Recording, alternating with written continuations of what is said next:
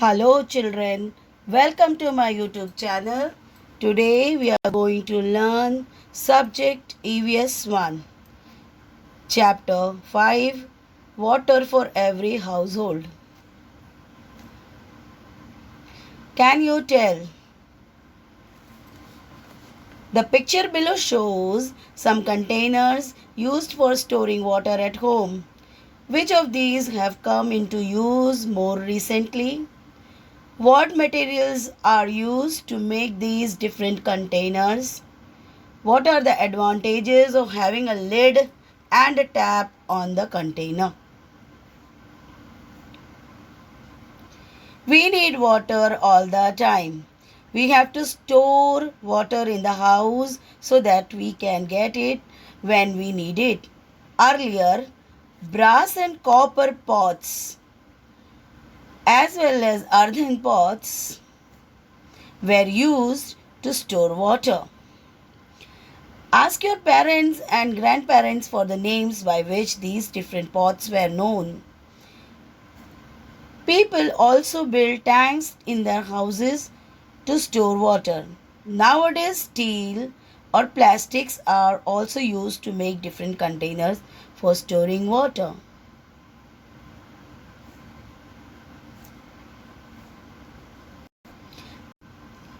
Care of drinking water.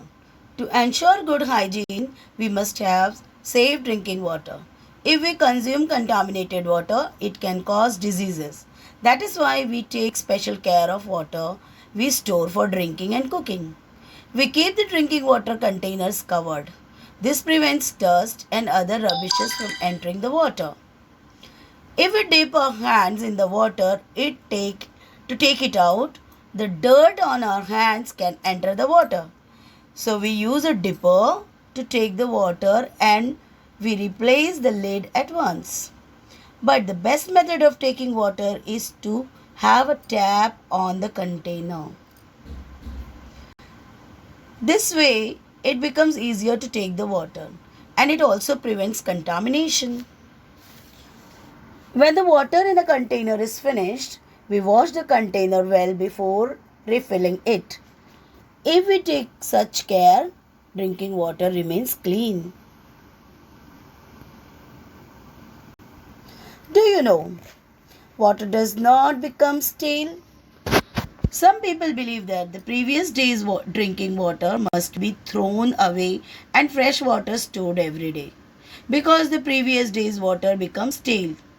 But this is a misconception. Throwing away that water amounts to wasting good water. We should use drinking water for other purposes only if it gets dirtied due to some reasons. Try this. Do this under adult supervision. Take a plastic bottle, cut off its upper narrow portion. Make 4 small holes on the 4 sides of the bottle near its base. Cut a spent ball pen refill into 4 pieces. Fix one piece into each of the 4 holes tightly. Fill in the bottle with water.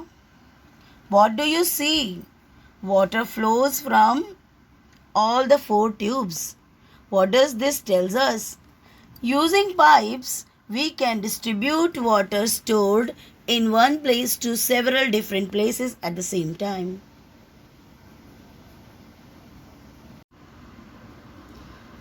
Large cement or plastic tanks are installed on the roofs of big buildings.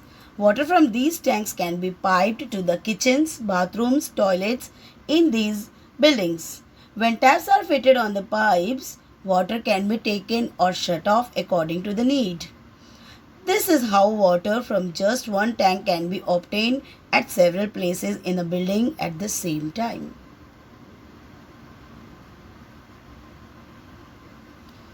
Water supply for a human settlement.